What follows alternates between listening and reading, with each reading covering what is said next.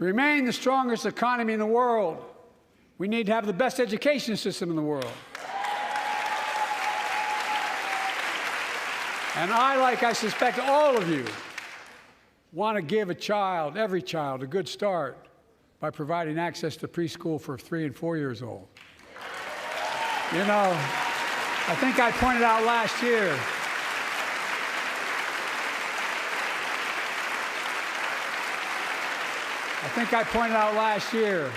that children coming from broken homes where there's no books, they're not read to, not spoken to very often, start school, kindergarten, or first grade, having heard 1 million fewer words spoken. Well, studies show that children who go to preschool are nearly 50% more likely to finish high school, go on to earn a 2- and 4-year degree, no matter what their background is.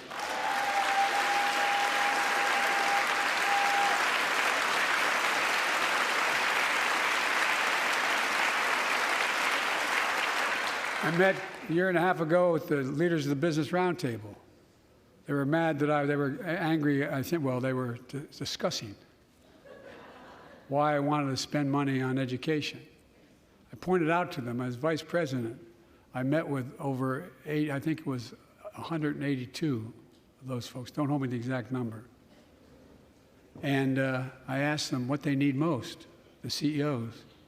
And you've had the same experience on both sides of the aisle. They say a better educated workforce, right? So I looked at them, and I say, I come from Delaware. DuPont used to be the 8th largest corporation in the world. And every new enterprise they bought, they educated the workforce to that enterprise. But none of you do that anymore. Why are you angry with me providing you the opportunity for the best educated workforce in the world?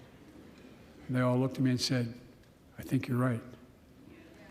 I want to expand high-quality tutoring and summer learning to see that every child learns to read by 3rd grade.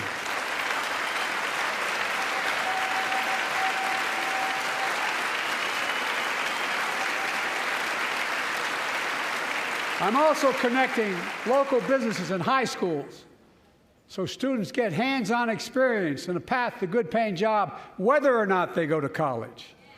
And I want to make sure the college is more affordable. Let's continue increasing the Pell Grants to working and middle-class families and increase record investments in HBCUs and minority-serving institutions, including Hispanic institutions.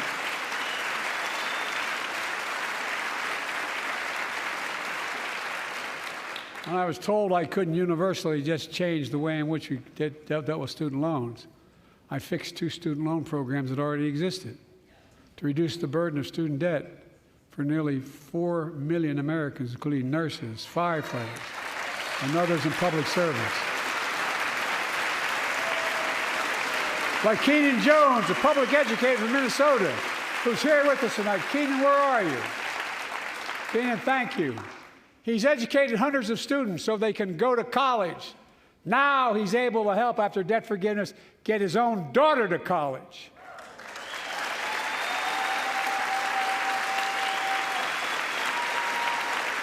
And folks, look,